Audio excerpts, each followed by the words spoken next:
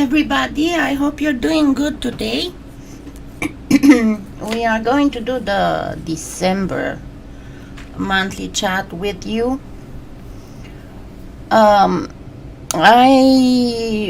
guess you noticed that I turned on the subscribers only mode for being able to participate in the live chat, and that is because I had some issues with some bots, whatever, they wanted to post all kinds of stuff. So I did change the settings of the channel. Hi, Unique Jewelry Design. I don't know your name, so I'm just gonna say Unique Jewelry Design. So what is to be told about what we are, the season, just a second, the season we are going into, because this is a season where all our imagination can come to fruit. And one thing that I want to remind you is that I do have a full playlist with Christmas stuff and winter holiday stuff, and in which there's a lot of I'm gonna post the link here, but you can find it in my hi Angela, you can find it in my, if you go to the homepage of my channel and you click on playlists, you will find the Christmas playlist, and you will see that there's all kinds of videos there. They are pre-uploaded videos pretty much, and with various ideas, from canes to sculpted to Christmas ornaments to jewelry to you name it. So there is a lot of inspiration for you. And at one point here in a little bit, we are going to talk about what this inspiration means. And because once again, at one point or another, the ugly head of bullying because copying is rearing its head in the polymer clay community. And I'm not trying to rile up anybody, I'm just trying to clear up some misperceptions and misconceptions about this whole thing. So yeah, I'm talking to you, and I just found some Finnegan hairs in my keyboard. My cat, if you don't know about my cat, and if you do know, you know that he's a little rascal. And see, it's weird because all three of my cats, they are very, very good kitties, and they do not break stuff. They do not climb on curtains. They do not coast the counters. They are very, very good. They are perfectly housebroken.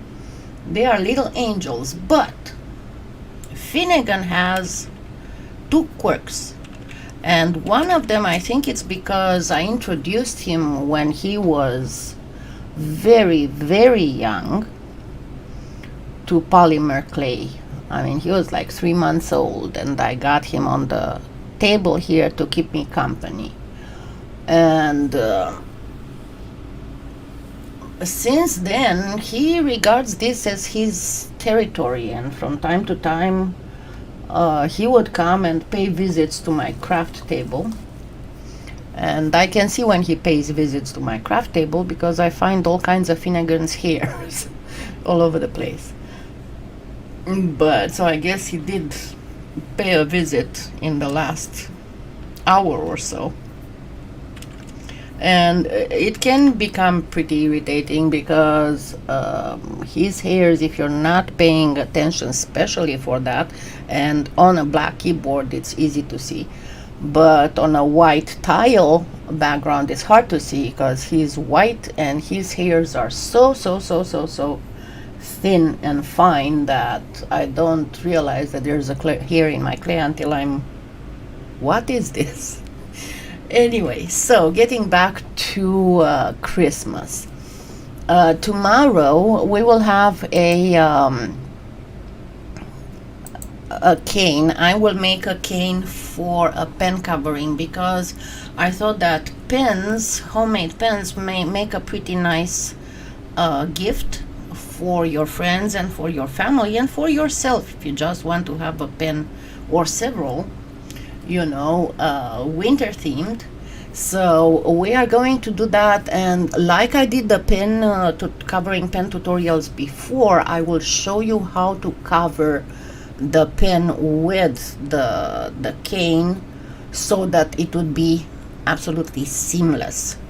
And I hope you will enjoy it. I myself am working on, I'm trying to figure out, because you know, all of you are saying, oh, you're so good. Well, I'm okay.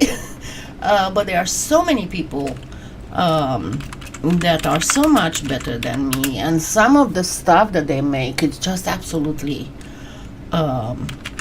amazes me. And I want to make something. I've seen something, it's not very new, I've seen it for a while, for a few years now, but I thought that maybe this year I'm going to try and do it. Let me try and find it, because it's such, you probably saw it, some of you at least probably saw it. It's such an amazing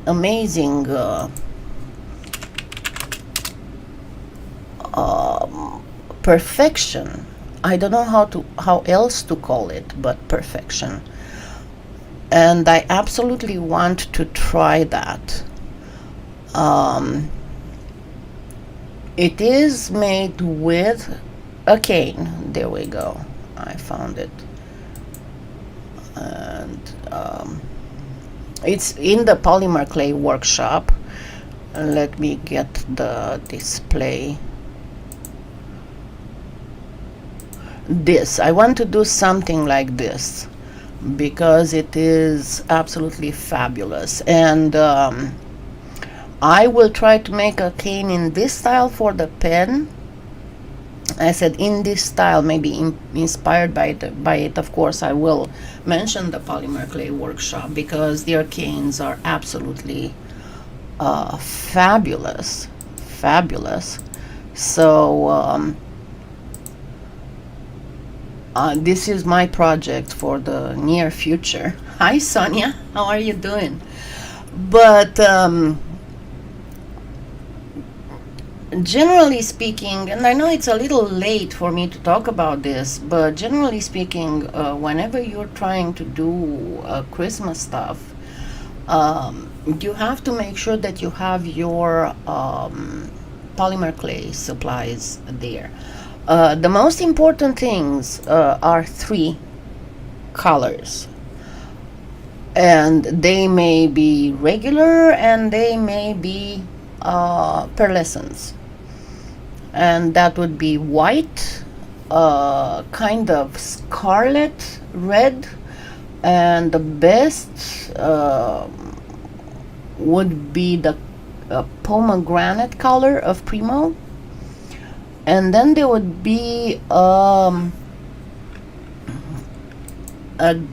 you know, obvious Christmas green.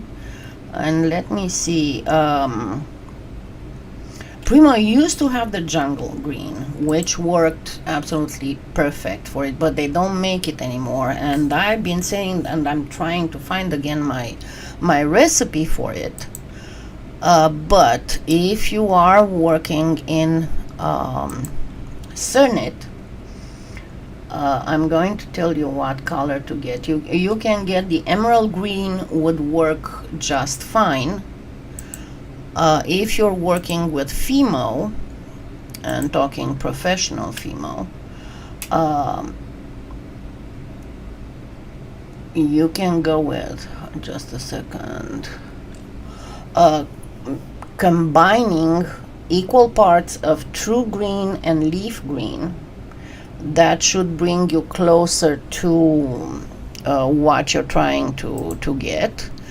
And if you're working with, hold on, sometimes the back and forth in PolyClay Play doesn't work that awesome. Kato, I don't really have a, but Kato has a big color combination, how to make the various colors. And when it comes to Pardo, let me get to, you have several choices there, because you have the professional, the professional art clay, and there you have, their green is very much a Christmassy green.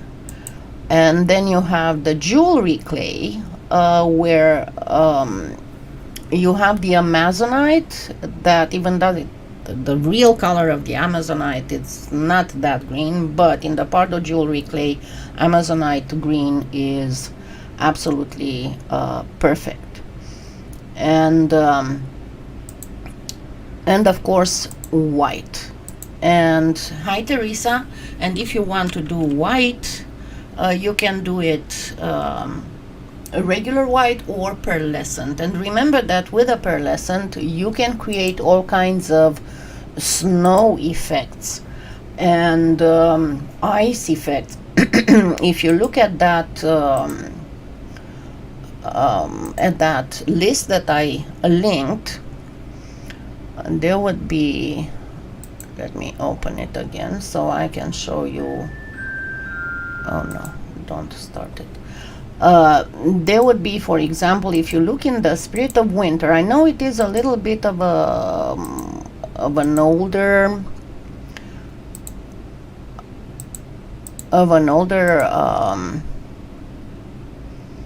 video, but I'm showing here how to create this specific icy look using acrylic, metallic acrylic, and the result is, let me try and find here.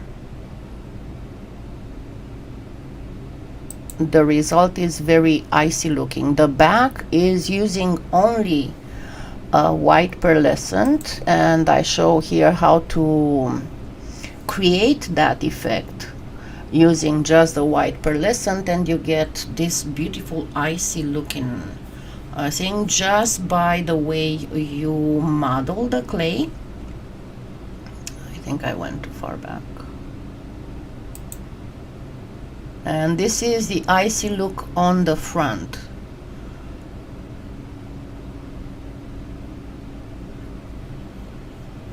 And I'm showing in this specific tutorial how to obtain all these effects, including the little ice chips on the front. And I hope you will try it for any of your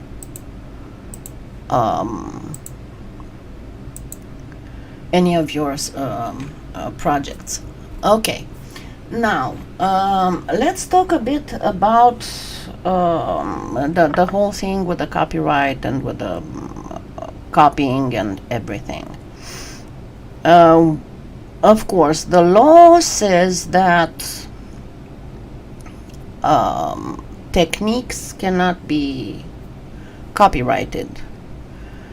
They can be patented, but that doesn't mean that nobody can do them. The other thing is, and it can become a little bit iffy, because it is true that techniques cannot be copyrighted, but the expression of them can. What does that mean? That means that when somebody shows you how they do something, the specific way they are doing it and the final result and I'm talking about the video itself or the paper it is printed on, those are copyrighted. So, but copyrighted in what way? The final result, like any art thing, is copyrighted, and unless you have the special permission of the artist, you cannot duplicate it. The same is that you cannot take pieces of their explanation and present them as yours. But we have, especially in polymer clay, we have a few not iffy points, but they are more like duh points. Number one, obviously you cannot, even if techniques were possible to be copyrighted, if you make a tutorial about a technique that was actually invented 40 years ago by somebody, and pretty much all the actual people who have worked into polymer clay and know that, you cannot say that you came up with that. Even if you say that, oh, but I don't know it from there, I know it from somebody that I met 2 years ago and they showed me that. Doesn't matter. The other thing is, because I know that there was at one point a pretty hot discussion about the use of cutters and textures that you can purchase, because pretty much most of the manufacturers, hi Elaine, I'm glad you made it, most of the manufacturers of the cutters or the textures or whatever, the polymer clay or whatever, they do put out tutorials on how to use their product. So is anybody else who makes a tutorial about how to use that specific product infringing any kind of copyright? No. Because that comes pretty much after the how to use manual kind of stuff, but also as advertising. And also you cannot say that you came up with that when the manufacturer put out how to use their product. I mean, what I was saying, duh. The other thing is that if you make a tutorial using all kinds of textures, cutters, whatever tools anybody can purchase online, and they make products similar to yours, you cannot come up and scream if there's nothing. I mean, everybody does the same thing. We change the colors, we change the, but you cannot come up and say, oh, you cannot make a bracelet that closes with magnets, because I'm the first one who ever made a video about how to make a bracelet that closes with magnets. Those products are made because there is a demand on the market for them for that specific purpose. That's why the manufacturer makes them, not for you. Okay?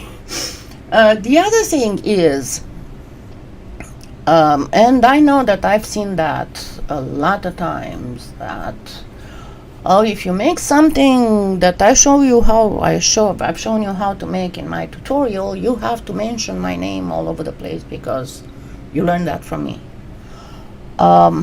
Actually, no, you don't.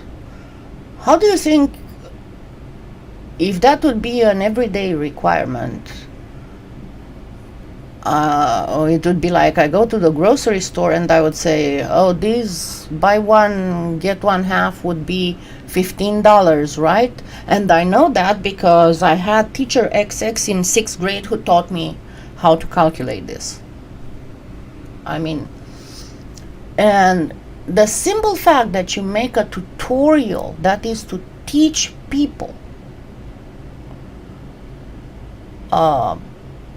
you cannot turn around and teach other people how to do it, but you can do it the same way as, let's say, you pay for a class, but without getting the license to teach that class, you cannot teach it. But you can learn it and you can apply whatever you want in your products. And then again, go back to the using all kinds of materials that are on the market for the purpose of being used in making polymer clay stuff. I mean, I don't even know why this is such a big subject anymore. I mean, it is true, and I stand by the fact that you should not copy other people's work, and I'm talking about the work itself. You can do something inspired by, and you can mention that it was inspired by, absolutely.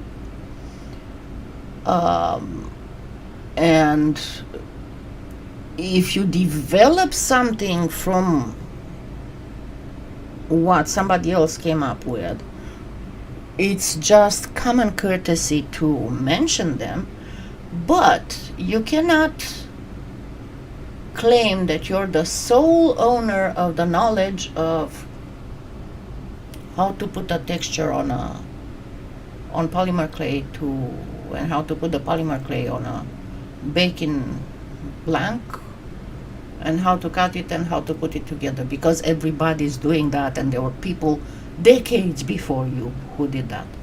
So I think it is a thing that's been blown up out of proportions a lot. Do I get upset when somebody makes stuff that I taught? No.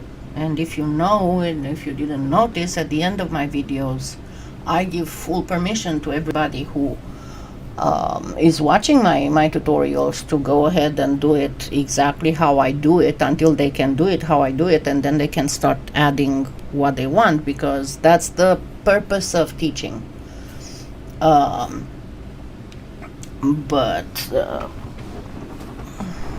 you know, I think that it's a matter of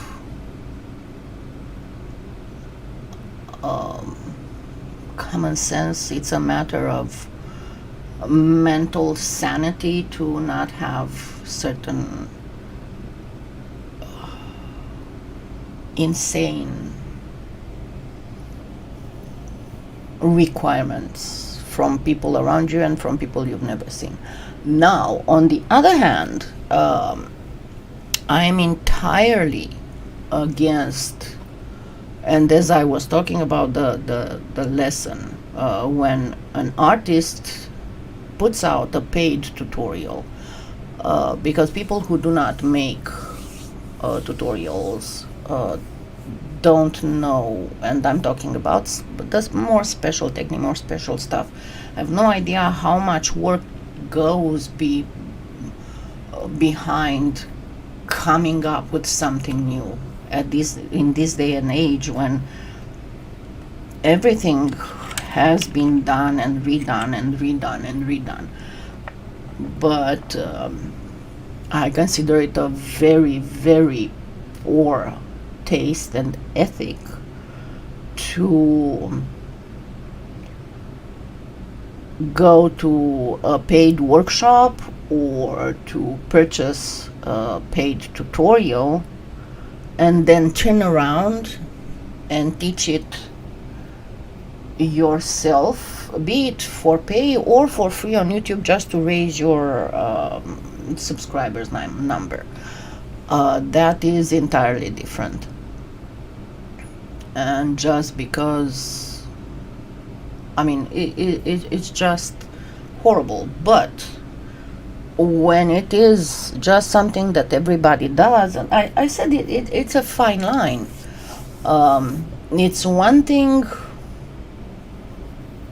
hi Nichidi, it's one thing to create something that everybody does with the commercial textures, with commercial cutters, with commercial baking blanks. We are not talking here of top-notch art, because let's be serious, there is only one artist in the polymer clay world who has ever been recognized and deemed worthy to be in a museum, right? And this is the truth. I mean, we have great artists, but to reach that level of art that a museum wants to put you in the among the exponents, it's a very different thing, because, and I think it's mostly because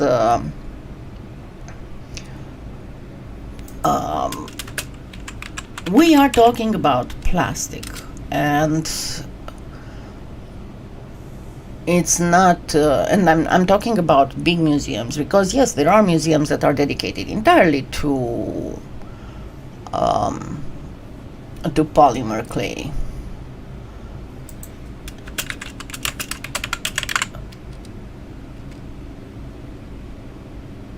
And the artist that I'm talking about, if you weren't aware, it's Jeff Dever, but Jeffrey Lloyd Dever, but it is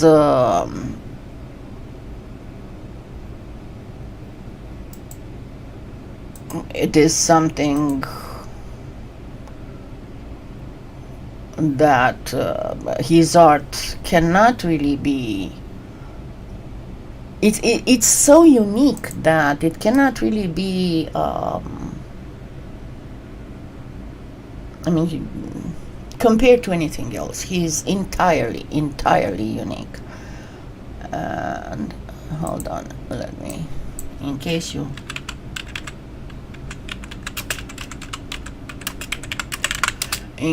never seen his art, I'm going to just quickly put it up on the screen, because it is, and as I said, it is so unique, so unlike anything else, and it's you can talk about delicate, you can talk about perfection of finishing, you can talk about anything, but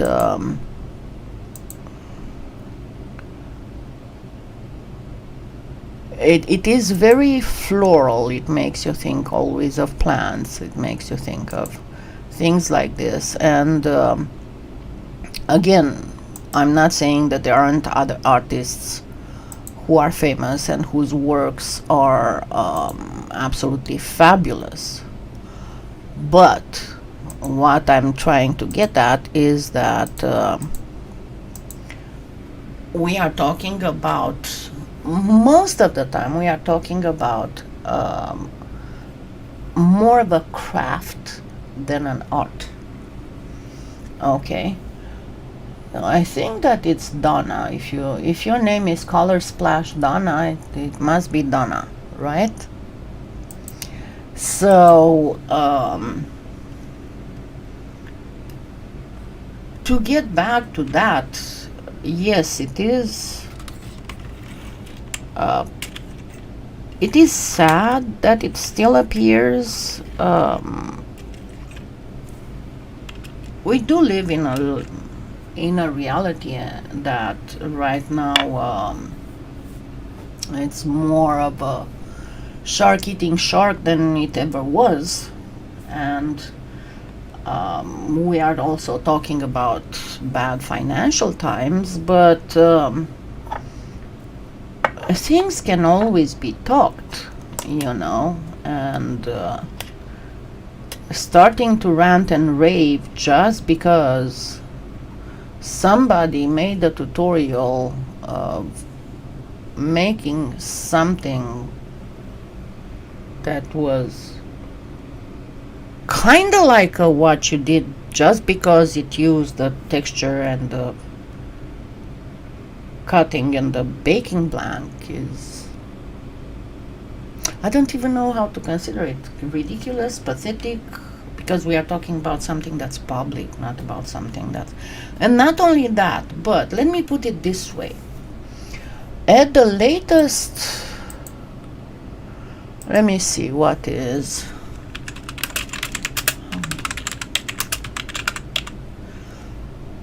At the latest count, the number of users, of YouTube users, monthly active YouTube users, is 2.6 billion. Total number of daily active YouTube users is 122 million. Right? Let's say that out of these, and I'm not gonna take the monthly active, I'm gonna take the daily active, right? Let's say that out of these daily active YouTube users,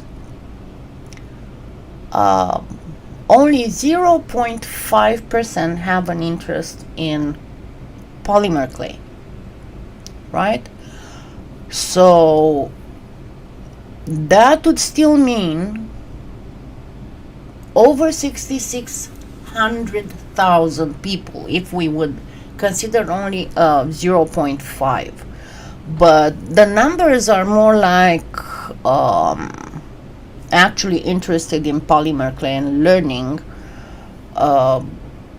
would be more like 0.8. Not interested in doing, and I was talking about active crafters or artists, not interested in doing right away, but being curious about learning, it would be more like a 1.5%. And then we can go higher and we can reach up to a 20% of people just interested to watch how things are done. Now, if we go to about 20% of 122 million, we get quite a bit of stuff, right? Over 20 million people, close to 25 million people. So what I'm trying to say is that there's room for everybody.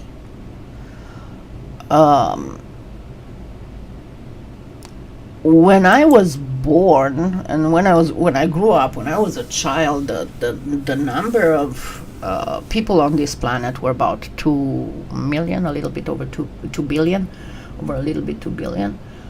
We are 8 billion now. More than half the people on this earth do have access to the internet. Out of all these, and as I said, there's 2.6 billion people monthly active on YouTube. Just the YouTube TV paying subscribers are 3 million. Premium paying subscribers are 23 million. Number of videos watched per day is 1 billion. So that's what I'm trying to say. Yes, we all strive. Hi, Mona. We all strive to get as much audience as we can, but you don't have to go into the realms of paranoia, and on the other hand, you don't have to go to the realms of doing unethical things just for a few more subscribers, because people who do like your stuff will follow you. it's more about you. It's not about you, your charisma, your way of showing things, your way of teaching things, your personality, and of course what you're doing, because you can be the most charismatic person in the world. If what you're doing is not very good, you will have some success but not as much. Also, you might have charisma, you might make good stuff, but you don't know how. If you don't know how to explain how to do the stuff, again, you will have some success but not very good. And if you don't move with the time, because like 5 years ago when I started the channel, people liked lengthier videos. Now more and more people want now, so back in 2017, the time before someone would figure out, would get bored and decide you're too slow, would be like after they started the video, would be like between 30 and 45 seconds. Now it's 5.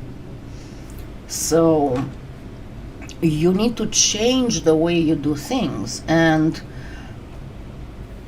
neither getting paranoid about other people stealing your work or trying to do unethical things to raise your channel are going to change the stuff that's missing from your channel.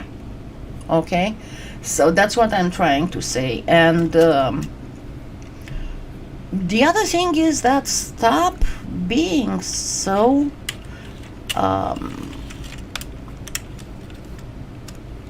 paying attention. The more attention you pay to somebody like that, the more attention you call on them, and the more audience you give them. So generally speaking, and from my own experience, the best way to deal with them is to make fun of them. Generally, bullies do not like to be laughed at. If you do need to, but sometimes it does get to the point that you have to answer. It's unpleasant, and it shouldn't have any room in a nice community that we are. But once again, before it was much easier to come in the front, and it was of course more a little bit of an infight over attracting the audience. But now there's plenty for everybody. Thank you, Donna. There's plenty for everybody, and I know, and as much as I understand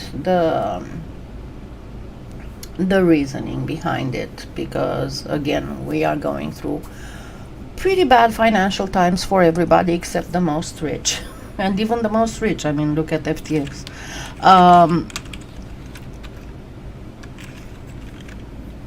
If the reason for starting the channel was to make money,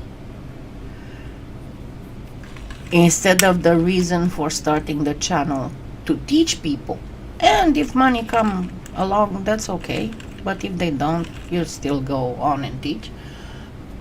You see the difference. And there's always going to be a paywall also, because obviously you cannot expect somebody to spend both their time and their money to give free lessons. They need a little bit of support there.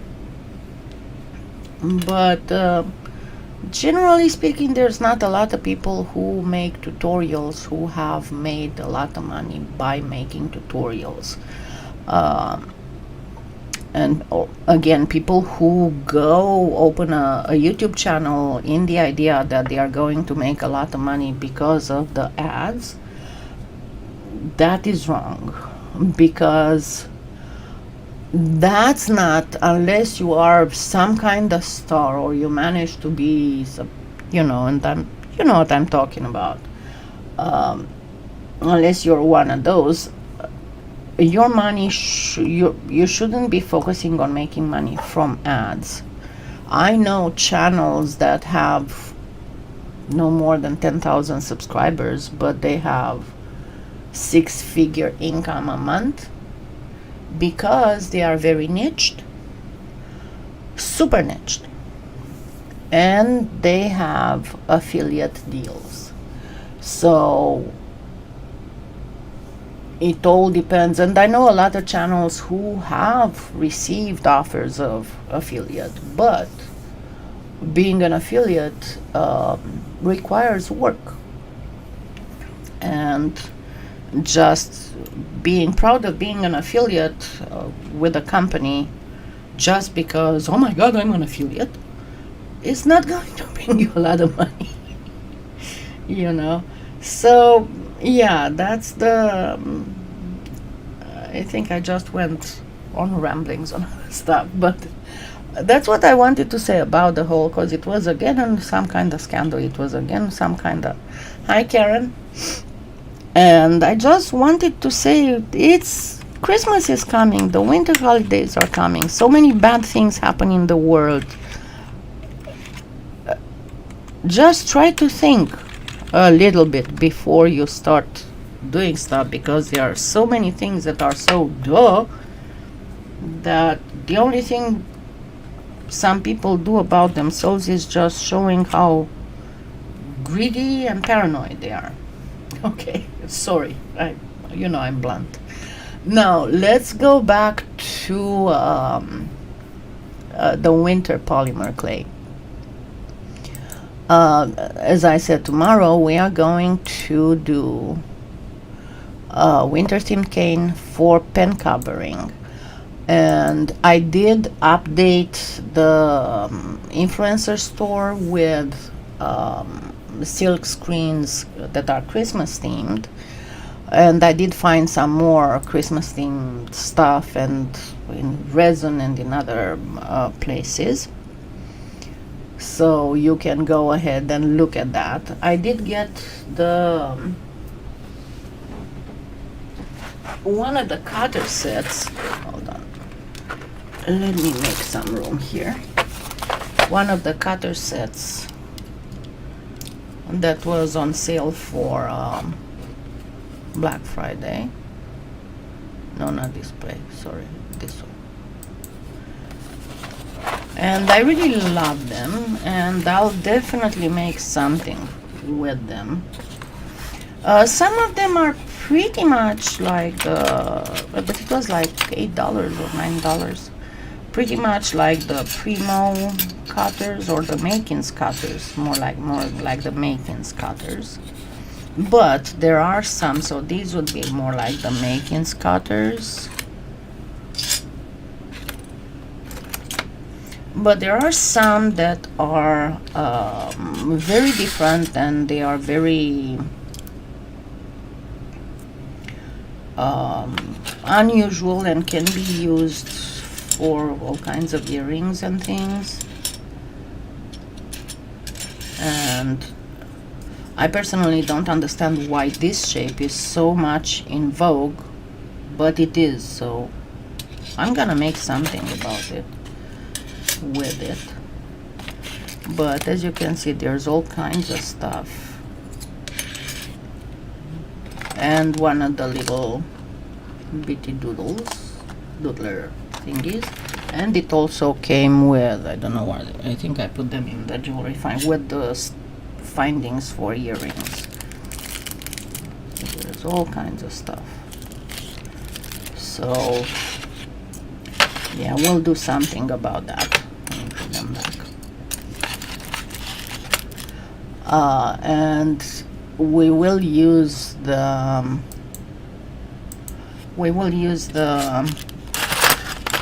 cane that I'm going to make tomorrow.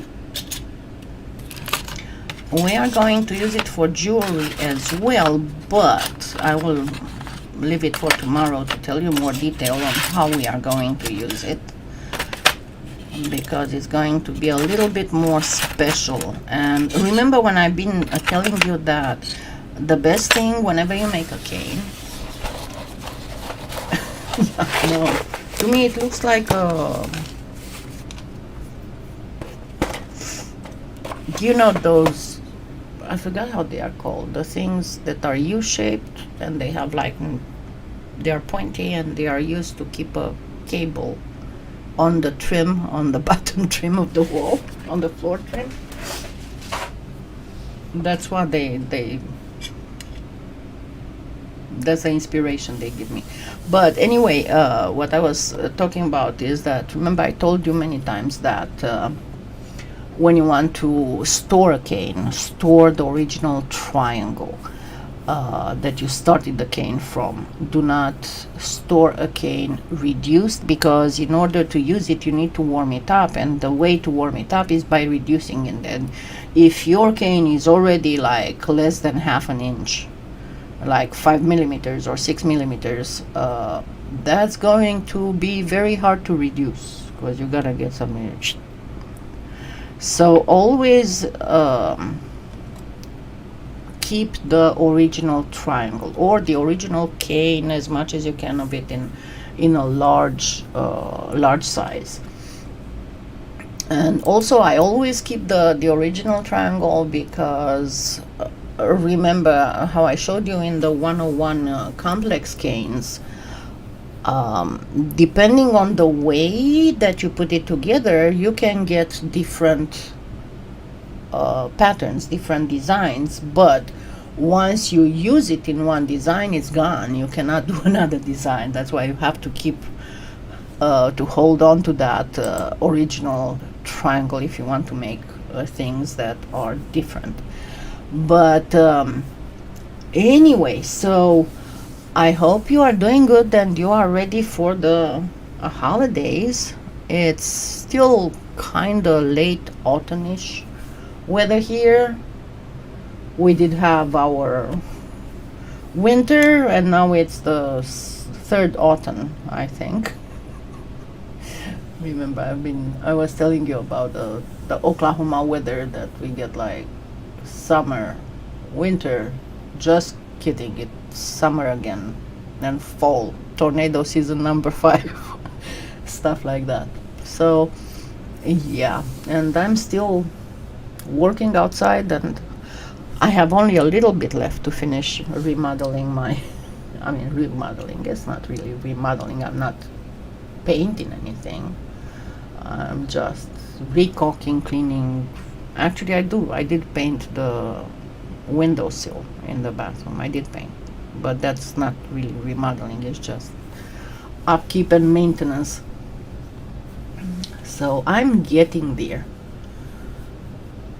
Yeah, you need to never reduce a cane for storing it, and you can easily store it in cling wrap, and that's not a problem. And people who have gotten canes from me, either they bought it or when I put the bonus canes in the D-stash packages, they know that I always store them, and I soften them a little bit, so if they want to use them right away, they can. Okay, so I hope to see you all tomorrow. And if I didn't really get any important, I did get questions that were important for the people who asked them, but there was nothing that I thought I should present for the wider audience, if that makes sense. But remember, you can always message me on Facebook or email me from the website if you have any specific questions. And don't forget to use my Amazon Influencer Store and my PolyClay Play affiliate, because that helps me have those giveaways. So yes, we had snow too, like 2 weeks ago, the first snow. I forgot when it was, but it was a while. It was in November, beginning of November, I think it was. Anyway, I'm gonna enjoy because tomorrow I think we are getting rain again. No, tonight we are getting rain. Tonight we are getting rain, and then Tuesday and Wednesday and Thursday and Friday we are getting rain. So, but it's going to be just fall rain, not winter stuff. So I hope to see you all tomorrow, and I promise you the cane will be fancy looking but not hard to make. I promise you that. And have ready some of course pomegranate red. I will try again and find that recipe for the jungle green. We're gonna use Premo, but also have ready some I mean white, of course, but also have ready some gold, not gold, yellow, cadmium yellow would be your best bet, because we are going to try and imitate some gold. Okay, so I will see you all tomorrow, hopefully, and we'll have fun. If I feel good, I promise you it will be more than an hour, but I don't know yet. I can never know from one day to the next how I feel. Okay, see you all tomorrow. Remember, 12:30 Central Time. Bye. Have a wonderful weekend.